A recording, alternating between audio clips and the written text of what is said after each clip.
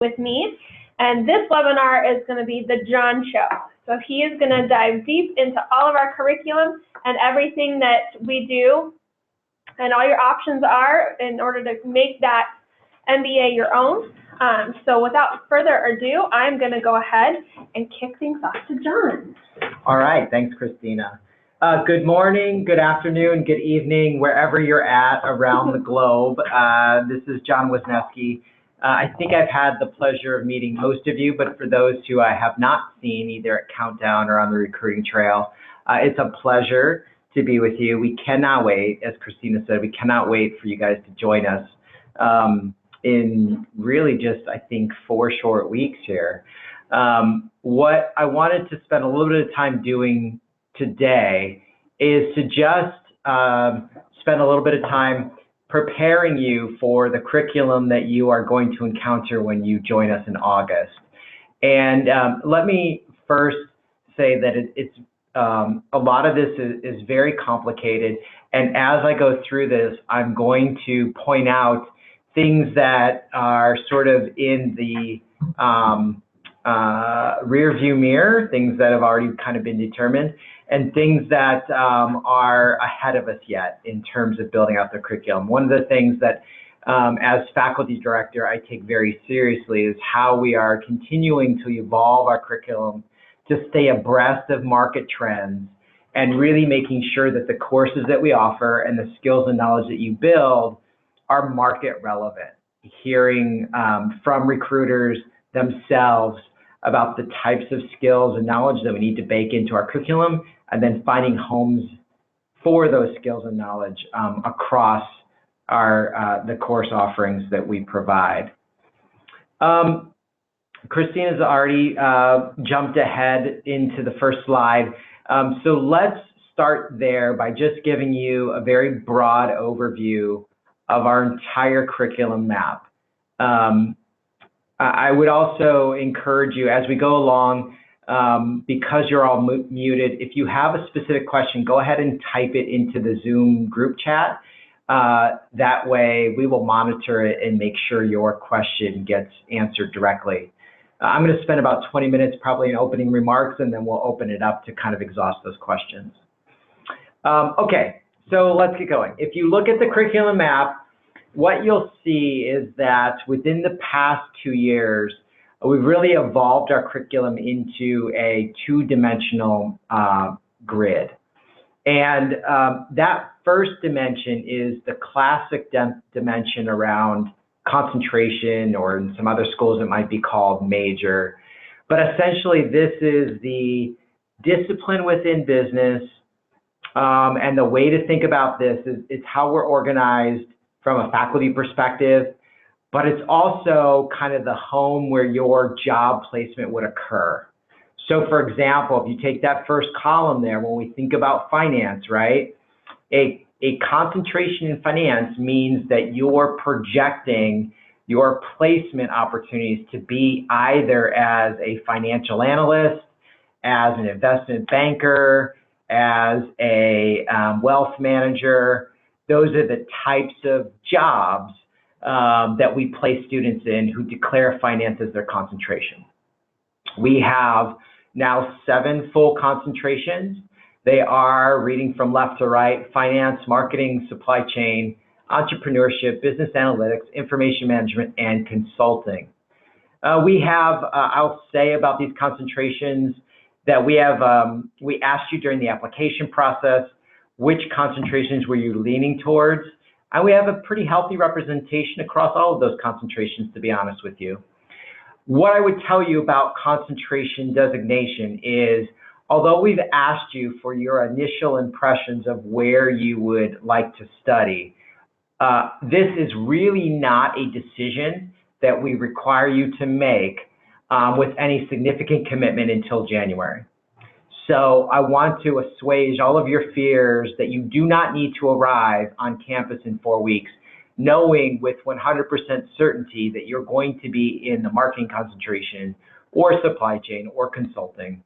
The reality is that you will learn a lot in the first semester in our core curriculum that will help guide your decision about where you want to functionally dive deep.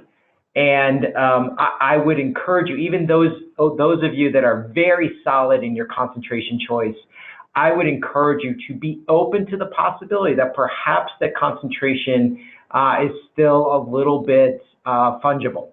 You may learn things in the core. You're going to be working to be introduced to recruiters in the fall. You may learn things that may change your mind a little bit, and I would encourage you to be open to those possibilities. Each concentration requires 15 credit hours worth of coursework. Typically, that is 5 courses, assuming that those courses are worth 3 credits. Sometimes they're not always. And I intentionally did not include all of the coursework for those concentrations in this presentation because, quite frankly, the courses are the ones that are required and not required are constantly evolving, again, to deliver market relevant skills to you. So know that if you, for any of these concentrations that you choose to pursue, you're going to be completing 15 credit hours. Some of those credit hours will be required. So in other words, within a particular concentration, there may be a course that the concentration lead has designated as required for all students. And then there are others, electives, that you can choose to complete that 15 credit hours worth of coursework. So that's table stakes. Everyone, in order to complete the 60 credit hour degree, must declare at least 1 concentration. So we're a practical degree. You have to have a job when you're finished with our program. So you have to declare a functional home of where you anticipate placement occurring. It is true that we have a number of students who pursue multiple concentrations. That is certainly doable within our framework. I think 2 concentrations is completely doable within the bounds of our degree. A 3rd concentration honestly gets pretty dicey, and I personally would not recommend it. Not only does it strain you in terms of just sheer energy and focus, but more importantly, you have to think about what that actually says to the market about your intentions. If you're declaring concentrations in finance, marketing, and business analytics, what are recruiters really to think about your area, your desired area of expertise?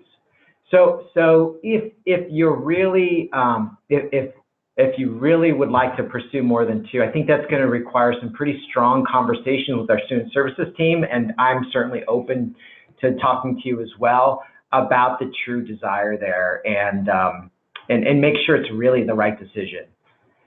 Okay, that's about all I want to say about concentrations. The second dimension of our curriculum, which has just evolved within the past 2 years, it comes by form of this new construct called a specialization. And let me give you a little bit of the back history here because I think it's important, is to understand that when I sort of inherited this role a couple of years ago, one of my immediate first steps was to go to the employers and ask them what they were really looking for from our graduates. And by and large, what I heard was, we want the functional skills that are resonant within your concentrations, but we also want students who can apply those functional skills in our particular context, meaning our industry or our market sector. And when I heard that, what became very clear to me was we want to provide students or offer the students the opportunity to apply all of that functional knowledge that they're learning within their concentration to specific industries. Thus, the definition of a specialization, which is really that market sector or industry area focus that is completely optional within your degree program. So a specialization, unlike a concentration, is not required.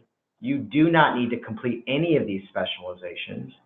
But if you come into the program and you say, I know I want to be a financial analyst and I'm really targeting healthcare companies, I want to do so, I want to be a financial analyst for a healthcare company, then it would behoove you to declare finance as your concentration and support that curriculum by declaring healthcare as your specialization. In that specialization, you will be applying a lot of the functional knowledge that you're learning in finance and your core marketing and corporate supply chain to very specific industry processes within healthcare. That allows you then to go to market with the Aetnas and the Pfizers of the world and talk very specifically about how your functional knowledge can be applied to industry problems that those employers are dealing with today. So we have already currently in place specializations in healthcare, sports business, global business, and sustainable enterprise. We're launching for you in August 2 new specializations in the high-tech sector and services. So both of those are launching in August and available to you. Our logical path forward is to build out this dimension. So I do not anticipate our concentrations changing at all as we move forward, but the real innovation is going to be in that second dimension. So you'll see that we have TBD plans to launch specializations in the energy sector, in media and entertainment, and travel and tourism. Again, these are market sectors for which you have the opportunity to really further refine your skills to target specific employers. It really gives you the opportunity to market yourself the way you want to, and we wanted to provide that flexibility in our curriculum. The specializations take less coursework, so there's only 9 credits worth of work in each specialization. Usually that's about 3 courses. Usually at least one of those 3 courses is required. Okay, let's keep going. Just to kind of show you that there are people behind this curriculum, I wanted to just highlight to you, a lot of these names won't be familiar right now, but they quickly will be. During orientation, we have specific time set aside for you to hear from the concentration and specialization leads, the faculty members that actually run these portions of the curriculum. So in finance, it's Dr. Wahal. In marketing, Dr. Wiles. In supply chain, Dr. Fowler. I only show this to you, again, these names probably don't mean anything to you at the moment, but only to show you that there is a specific faculty member that's responsible for managing the courses that qualify for each one of these concentrations and specializations. For the concentrations that you elect, you will get to know these people incredibly well. And these faculty members not only manage the curriculum, but quite frankly, become your advisors. They become your mentors. They become the individuals that you look to pursue job opportunities and to get some guidance about how you actually hone your skills in those particular areas. Okay. All right, so all of that concentration specialization discussion is really predicated by our core curriculum. And what, if you go back to what I said earlier, the concentrations and specialization decisions really don't become relevant until January, because you will spend your entire first semester with us in lockstep in our core curriculum. And I wanted to spend a little bit of time going through that core curriculum so that you know what to expect immediately when you join us in August. And hopefully you'll see how the core is really meant to set a clear foundation for everyone so that when you move into those specializations and concentrations, you have a base foundation of knowledge. Every program, WP Carey is no different, specifies a core curriculum as sort of our good housekeeping seal of approval. So this sort of says, the core curriculum kind of says, no matter what concentration you pursue, no matter what specialization pursue, we certify that you are a master of business administration, which means you know enough about every single discipline to be dangerous. And so the core curriculum is sort of our way of doing that. You will see in Q1, so immediately starting in August, that you're going to launch into stats, financial accounting, sources of competitive advantage, which is taught by an outstanding faculty member, career coaching, and managerial communication. That was said in jest because I'll be teaching Management 588. each one of these courses will be meeting twice a week, either Monday and Wednesday or Tuesday and Thursday. And you will move in lockstep through this curriculum with the entire cohort. So you'll be placed in teams of 4 or 5 individuals, and you will get to know your cohort. We've got 2 cohorts running, so we've got a maroon and a gold cohort. And you will get to know your cohort incredibly well because you will be sitting in a classroom with them Monday through Thursday from 8 a.m. until 12:25 every single day, every single week. A lot of these courses involve a combination of both independent coursework as independent assignments as well as team-based assignments. And this is where the strong bonding that we do during orientation, as well as our time spent up at Camp Carey, will really benefit your team. This is followed up in quarter 2, where you get core modules in finance, marketing, managerial economics, and supply chain. If you notice what's going on here is you're getting sort of the foundational knowledge in every one of those concentrations that we just talked about. So this is why I was saying earlier that you may want to hold off on really cementing your concentration choice until you have had the opportunity in the first semester to actually experience the core curriculum. You know, you're going to learn things in managerial finance as sort of the core of finance that are going to be a surprise to you. And maybe you walk out of that managerial finance class saying, wow, I didn't really think that I would like finance, but I really got jazzed by that. And I want you to reserve judgment as you go through both the first 2 quarters to really understand where it is that you want to pursue placement. That sort of takes us through the fall. Then starting in quarter 3, which is in January, the core curriculum, sort of the requirements of the core drop significantly. If you look at both quarter 3 and quarter 4, you'll see that collectively you're only doing 2 courses in quarter 3 and 1 course in quarter 4, which means you're now starting to pursue some of those courses in your concentration. So I really want you to think about that logically, that quarter 1 and quarter 2, that entire first semester in the fall, you don't have to make a single course choice. They're all made for you. You all move through the curriculum in lockstep. And then in January, the choices become yours, and you begin to open up the curriculum to be able to pursue the concentrations and specializations of your choosing. And just as a side note, I know I've reached out to, or a few of you have reached out to me to connect with your career coach, and I mentioned that you will have to make that decision. For those of you who are unsure, as John says, you don't have to come in with that. Just be aware that if you do change primary concentrations, your career coach may shift a little bit. But there's only 3, and they're all amazing, so not a big shift. Good point. Okay.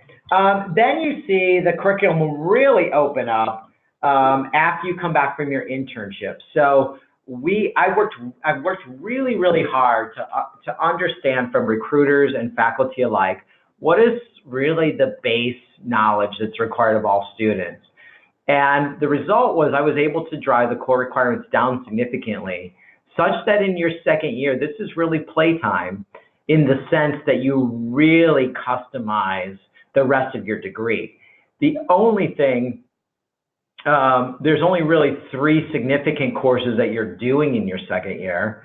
The first one is the Interdisciplinary Applied Learning Lab, which is where you get the opportunity to work with students across campus to solve problems of social impact here locally in Tempe.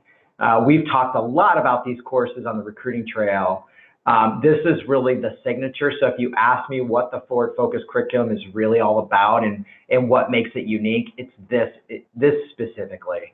I can't be more jazzed about what we're doing in these interdisciplinary labs. This is giving you the opportunity to speak and communicate with others who do not have your same functional training. And it's really the future.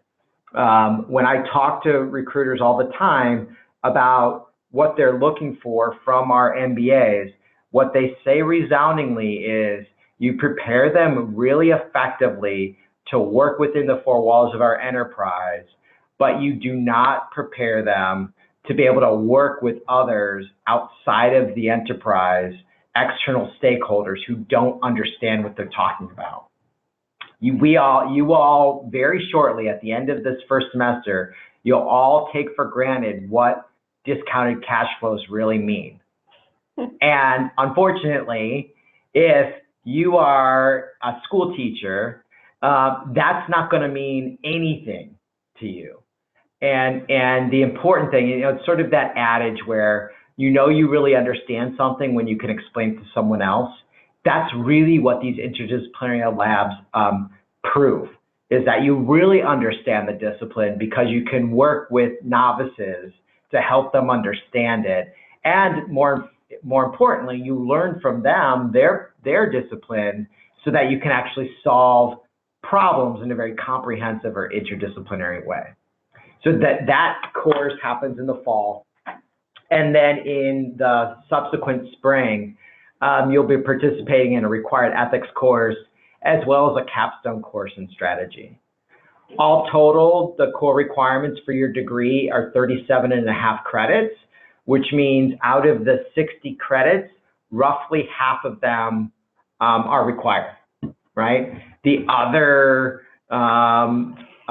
credits then are taken up by concentration and specialization work. Okay, that's about 20 minutes, which is about as much time as I wanted to spend. I wanted to take an opportunity to sort of hear from you now. What questions, based on that context, what questions do you all have that I can help answer for you? Feel free to type those questions into the chat box and we'll get everything answered for you.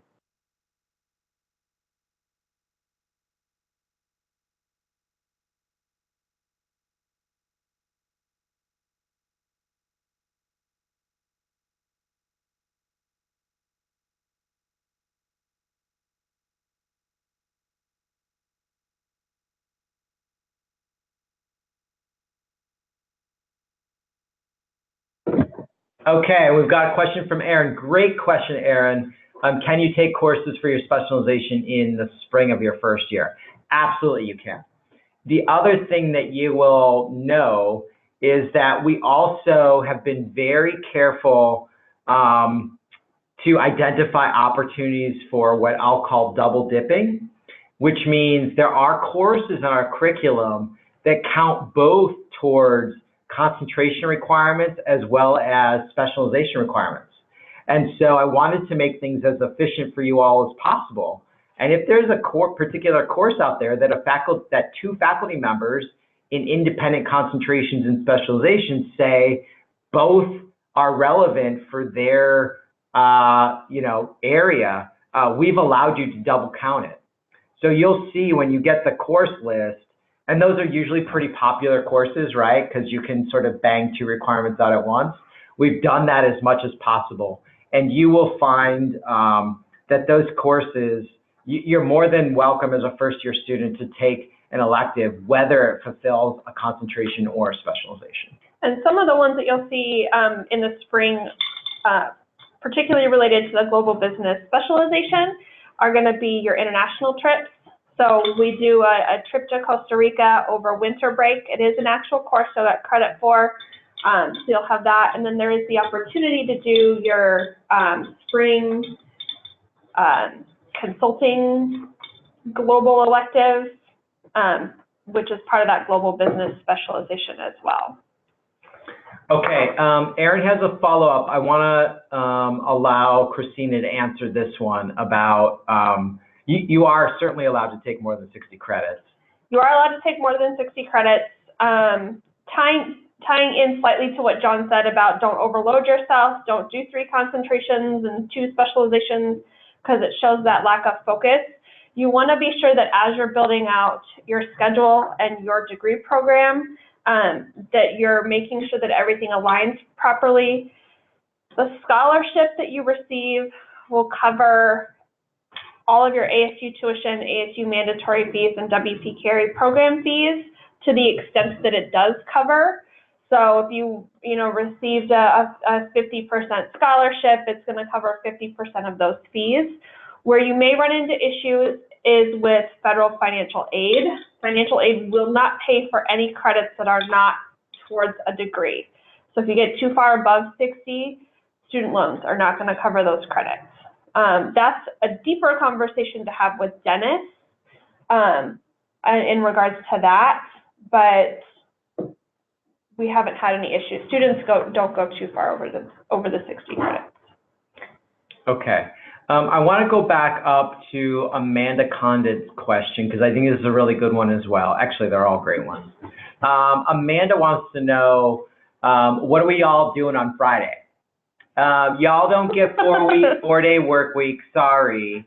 We got plenty for you to do on Fridays. We're going to be doing a number of things. And Amanda, you're absolutely right. This is some of what we're doing. Is Friday are going to be used for study group time, catching up on your graduate assistantship hours. Roughly each one of you will be responsible for about 10 hours of GA work a week. So you fill in some of that time on Fridays.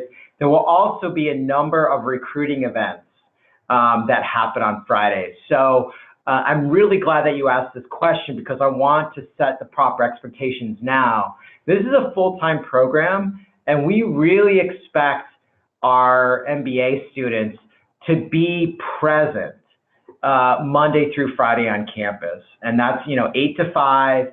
Even if you're not taking classes, you are meeting with your team, you are meeting professors in office hours, you're doing your GA work, you're meeting with recruiters. I would just like to set the expectation now that if you can borrow personal time during the week, that's fantastic. But you should plan for worst case. You should plan for, hey, I'm going to be on campus roughly from 8 to 5 every day. Yes, because even Monday through Thursday. So the goal behind the schedule that John helped to create this year was working with the Career Center as well to make sure that students have access to everything career-wise that they need. So you might only be in class from 8 to 1 Monday through Thursday, but afterwards you can expect to have company info sessions, networking events, career events, and things like that.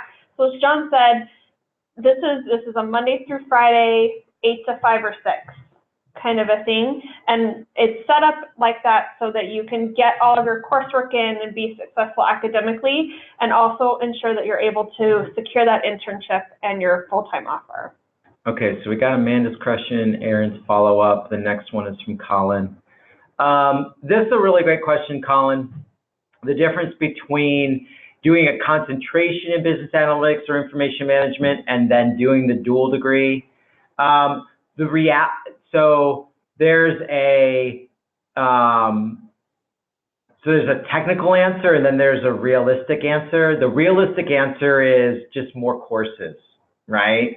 That the idea behind the concentrations is that it's within the MBA program. You are getting a general management degree because you're getting an MBA, and choosing to pursue either BA or information management means you want a functional job in analytics or information management. And so you're completing 15 credits worth of coursework in those areas. I will tell you that whether you are a concurrent degree student or simply pursuing one of those concentrations, y'all will take the same courses. So whether you won't even know really whether a student is doing the dual degree or they're a concentration student. You're sitting in the same classroom. The dual degree students just have more course requirements because they have to complete credits for that second degree. So typically the difference is you take about 5-ish classes for your concentration, and you'll take 8 to 9 for the concurrent degree. So that's the biggest difference in length. I don't think you mentioned it. If you do a concurrent degree, you still have to have a concentration, guys. So you're doing a concurrent degree in business analytics. You cannot do a concentration in business analytics, but you could do a concentration in marketing. So it's like having 2 concentrations and a specialization. And let me talk about this quickly as well, as this might be some of the motivation behind the question. A lot of students pursue the concurrent degree, let's just be honest about this, because they really want extra years of work authorization here in the United States. So a BA degree, MS in BA, is a STEM certifiable degree, which allows you 2 incremental years of work authorization in the United States. Students come into our program, they specifically pursue the concurrent degree because they want those 2 extra years of work authorization to work in the US. I will tell you that I'm actively working, and I can't make any promises right now, and I won't make any promises to you, but I'm working very hard to get BA and IM concentration STEM certified within our program. And if I can do that, that will probably cut down the motivation of many of our students who pursue those dual degrees. And in reality, we usually get probably 50 to 60% of our students come in looking to pursue a concurrent degree, and maybe 20 to 25% of them actually pursue. So this is much like your concentration. This is not something that you need to decide on campus right now. Get into the program, start to look at what your career goals are and how things align. Even with that STEM designation, we've had students opt not to pursue it because their career goals align really well with the MBA degree as it stands. The nice, I know I just said I'm not making any promises. The nice thing for your class is that we will know one way or another by the end of the year whether I'm going to be able to make that happen. Okay. Can you please expand, Aaron's question is, can you please expand on what company info sessions look like? Is that a networking opportunity? Yes. So, and actually, any time that you're in front of an employer, it's a networking opportunity. But typically when companies conduct info sessions, it's because they're trying to attract talent for recruiting opportunities. And I would tell you that every opportunity to meet an employer, whether they're in your target list of companies or not, is something that you should take advantage of. The career team spends a lot of time with you all talking about how to actually treat networking as a lifelong skill and not a transactional opportunity.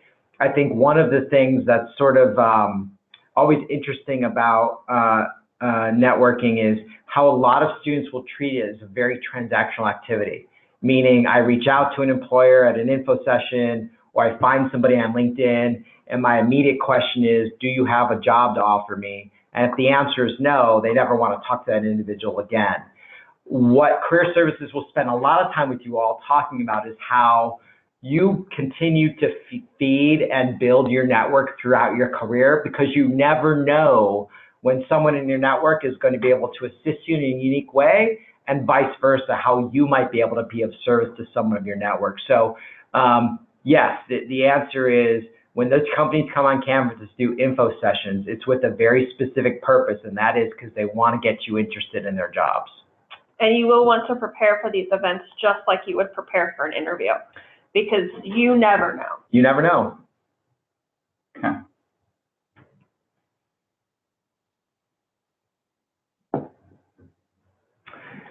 Jay's got a question about travel. So what's the suggestion around traveling during the week? I can tell you sort of from a curricular standpoint, things always come up, right? And there may be a need from time to time to fly out on a Thursday because you have a job interview on Friday morning on the East Coast, and you simply can't fly on Friday. In the event that happens, and it does happen from time to time, as a student, you're responsible for whatever curricula you miss. And so you'd want to reach out to the faculty member in the core in advance, and as far in advance as you can, and let them know that you're going to be absent from class. And each faculty member will have specific makeup requirements. Some faculty members will say, you have to come meet me for my office hours so I can catch you up. Other faculty members will say, please coordinate with your team because we're doing a team-based assignment that day. Every faculty member will have unique requirements about how you make up for your absence. Having said that, that shouldn't dissuade you at all from flying out on Thursday to go to that job interview. I mean, you gotta get a job. So I don't want you to think that it's sacrosanct that you can't miss class. It just means that being a professional is about giving people as much lead time as possible when in fact you can't be in the classroom because of off-campus interviewing. And the same is true for any of the conferences. I know that there are a lot of people who have already registered for National Black or for ROMBA.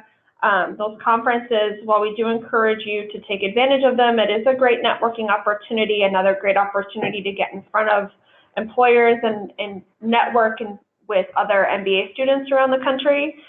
It is your responsibility to ensure that everything is covered curriculum-wise and that you have spoken to the faculty about your absence. So for those of you who have already registered for National Black or ROMBA, which I know are coming up quickly and will be in the middle of the week, ensure that when you get here and you get into these classes, you're already talking to your faculty to let them know that you will be attending that and missing class.